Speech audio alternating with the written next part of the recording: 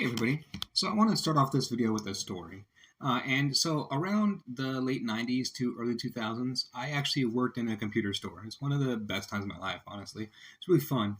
And within that, during that time, computer salespeople and computer engineers and people that worked on computers, like people that worked on them in stores, like I didn't work for Best Buy, but like the Geek Squad and things like that, they had like a prestige, like a cachet around them because there were like things that a normal person couldn't do. And like computer sales paid a lot of money, like things like that, right? Like, so it was a different time than it is now because knowledge was more gated during that time.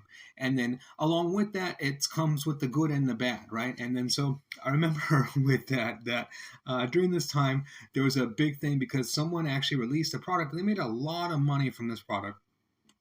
It was like downloadable RAM for your computer, right? Like they like pitched this concept that you could download RAM, download memory for your computer, and it would increase the performance of your computer. And they made like millions of dollars, I think, off of it before like people realized it was a scam because this was kind of like the Wild West times of that technology, right? And so I bring that up for a few reasons because it's very specific reasons. So, reason number one is we're in that same Wild West period, right, with AI, where it's kind of like anything goes within that. And then the second thing within that is that I think that like that person very specifically that like that very specific scam that they did with the downloadable RAM is a big disservice around AI now, right? Because it doesn't allow people to frame AI properly, in my mind, as to how it actually works and how they should be looking at it. The bottom line overall, in my opinion and my perspective, is that an AI model is worthless. I tell this to every single one of my clients up front, and I go over this over and over. It's the concept that I want them to understand immediately within this. Let's cut through all of the BS. Let's cut through everything else, right? The model itself is worthless. And let me give you the best example for this and what I mean by this. It's the model is worthless, the data is everything. And so if you have a curated data set and you have like a niche, a curated data set for a specific niche, you will always have the best model. It doesn't matter. Don't focus on the model, focus on the data set, right? And then so I'll use the example here of the medical industry because this is very known in that industry and they kind of have it nailed down, right? So no matter what the model is, so currently making this video, Llama 3 is making the rounds, right? And then so there's a new Llama 3 model in the medical industry trained by Stanford that is now the best medical model across like all benchmark tests, right? No matter what your benchmark test is, this new model trained by Stanford, Llama 3 model, is the new supreme one.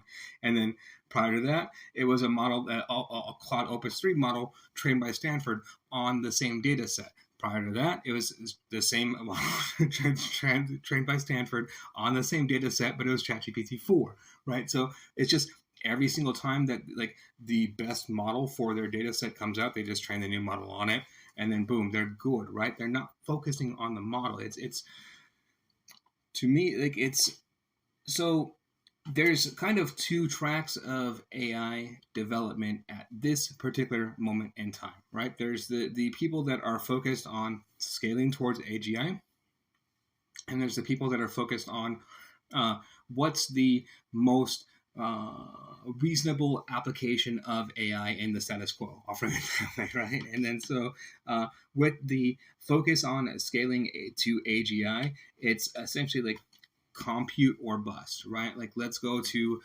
infinity and build and just dump money into this whole equation overall or bust. Whereas with what is in the now and focusing on the now, it's a lot more like how much money is this going to cost? Is this actually profitable, right? And then so that's kind of what I focus on within this and the big part of this equation to me. And then so within that, I would rather not be on the side that's dumping money into the, like, everyone that's going towards the AGI or bust, they're 90% or more committed that they're going to be losing money in this equation up front. Like, that's their plan, right? Like, they're okay with losing money in this research game. Like, that's not how I'm personally playing this research game. Like, I have to eat, I have to feed myself and my family.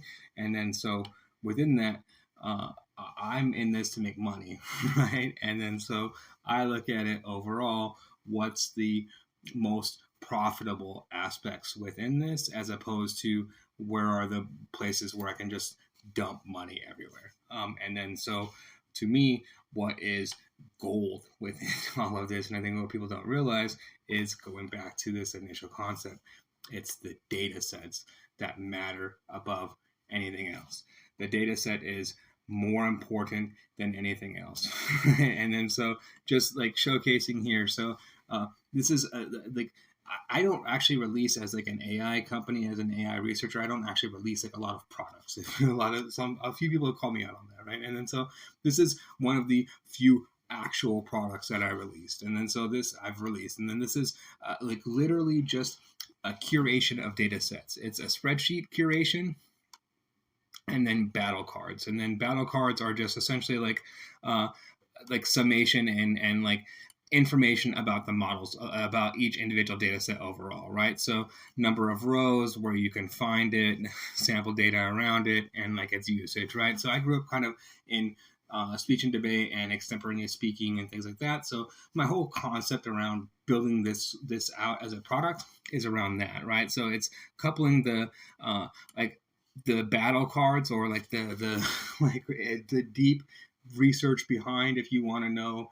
what is in the data set, with like a spreadsheet. And then the goal is with the spreadsheet is that you can go, and it's no matter what you want to do with AI, you can utilize this spreadsheet to like train models. And it's kind of my goal, right? Like, if you want to train it on very specific things, even if you want to jailbreak the model, there's jailbreak data sets within there. If you want to train your own model from scratch, you've got the data sets to do that.